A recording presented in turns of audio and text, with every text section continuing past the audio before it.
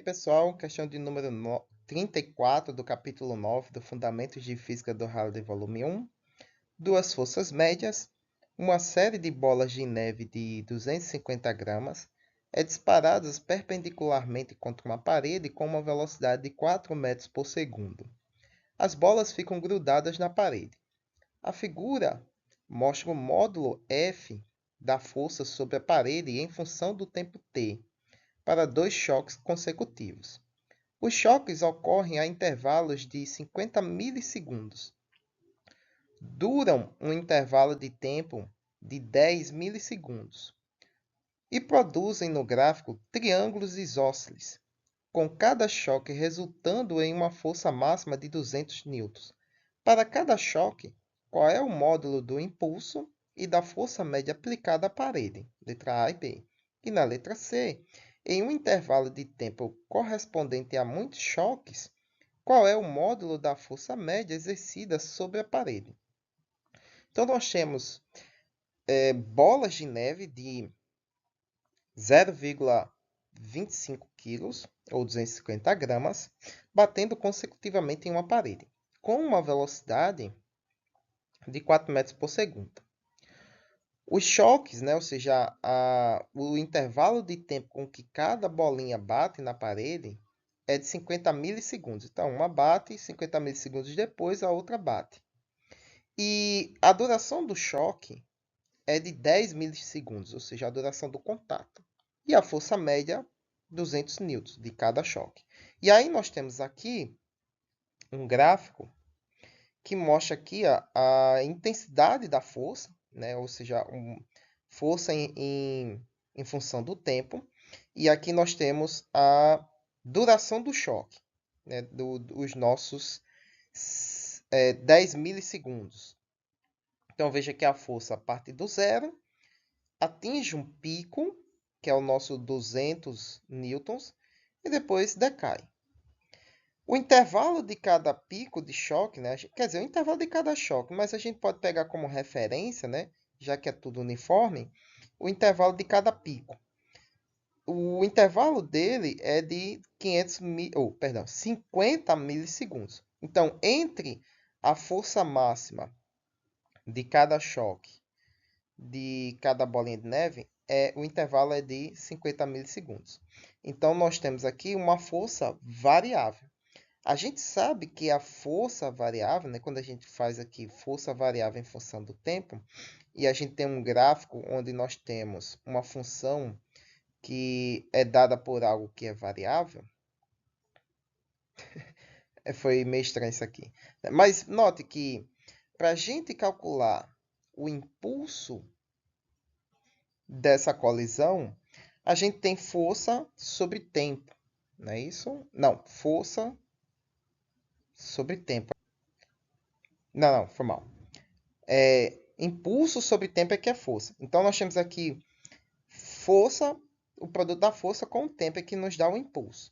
Então, esse gráfico aqui, a área sobre esse gráfico, já que a gente tem uma força variável, a gente calcularia o impulso calculando a área abaixo dessa curva. Então, a gente faz isso por meio de uma integral.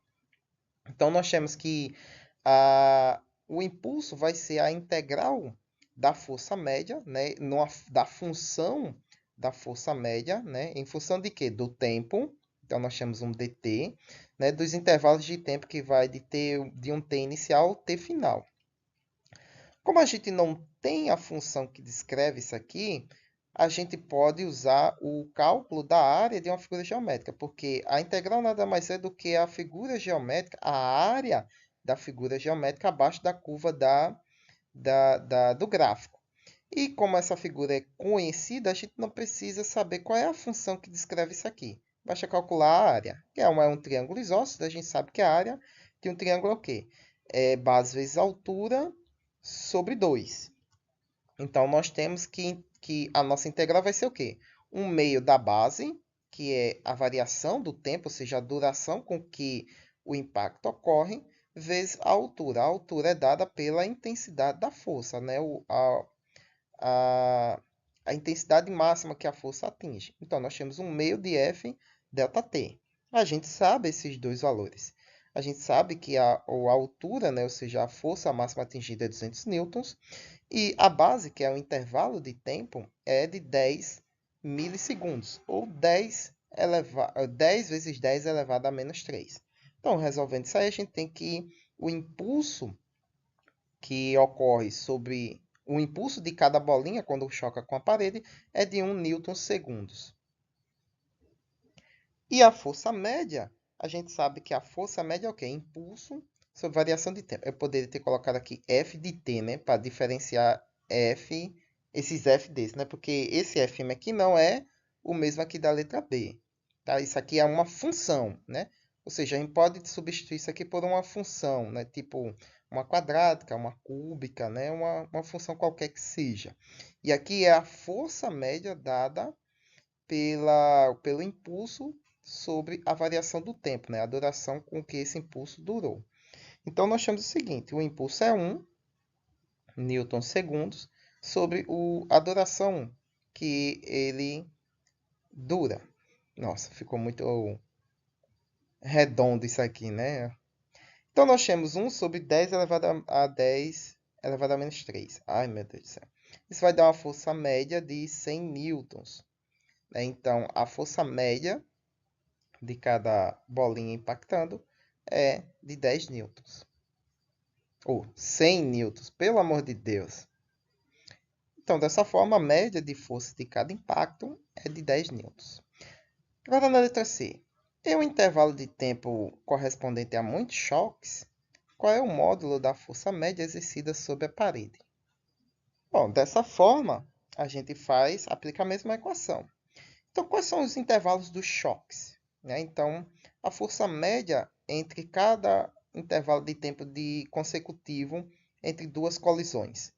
Então, nós temos o impulso de cada choque de bolinha de neve sobre o intervalo de tempo de cada choque. Então, nós temos 1 sobre 50 vezes 10 elevado a menos 3, que vai dar aí 20 newtons. Então, o módulo da força média exercida nos intervalos de muitos choques de bolinha é de 20 newtons. Né? Então, se a gente for considerar a duração entre cada contato de cada bolinha com a parede.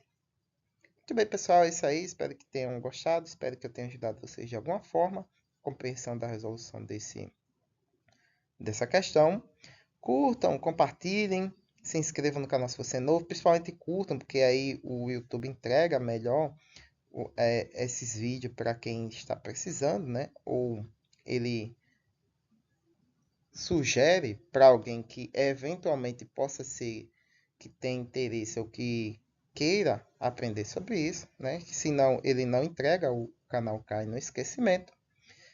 E, como sempre, dúvidas, críticas e sugestões aí na caixa de comentários. E até a próxima questão.